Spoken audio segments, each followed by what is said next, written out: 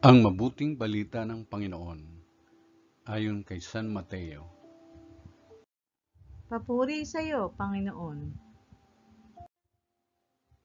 Noong panahong iyon, sinabi ni Jesus sa kanyang mga alagad ang talinhagang ito. Ang paghahari ng Diyos ay katulad nito.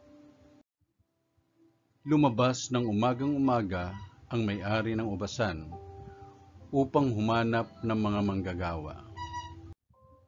Nang magkasundo na sila sa upa na 1 denaryo maghapon, sila'y pinapunta niya sa kanyang ubasan. Lumabas siyang muli na mag-iikasyam ng umaga at nakakita siya ng iba pang tatayo-tayo lamang sa liwasang bayan. Sinabi niya sa kanila, "Pumaroon din kayo at magtrabaho sa aking ubasan, at bibigyan ko kayo ng karampatang upa." At pumaroon nga sila. Lumabas na naman siya ng mag-iikanlabing-dalawa ng tanghali at ng mag-iikatlo ng hapon, at gayon din ang ginawa niya. Nang mag-ikalima ng hapon, siya'y lumabas uli at nakakita pa ng mga ibang wala ring ginagawa. Sinabi niya sa kanila, "Bakit kayo tatayo-tayo lang dito sa buong maghapon?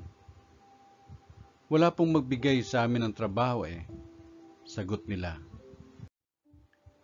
At sinabi niya, "Kung gayon, pumaroon kayo at gumawa sa aking ubasan." Pagtatakip silim, sinabi ng may-ari ng ubasan sa kanyang katiwala, "Tawagin mo na ang mga manggagawa at sila'y upahan, magmula sa huli hanggang sa buong nagtrabaho." Ang mga nagsimula na mag-iikalima ng hapon ay tumanggap ng tig-1 denaryo. At nang lumapit ang mga nauna, inakala nilang tatanggap sila ng higit doon. Ngunit ang bawat isa'y tumanggap din ng 1 denaryo.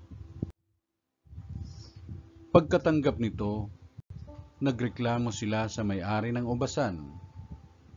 Sabi nila, "1 oras lang pong gumawa ang mga huling dumating.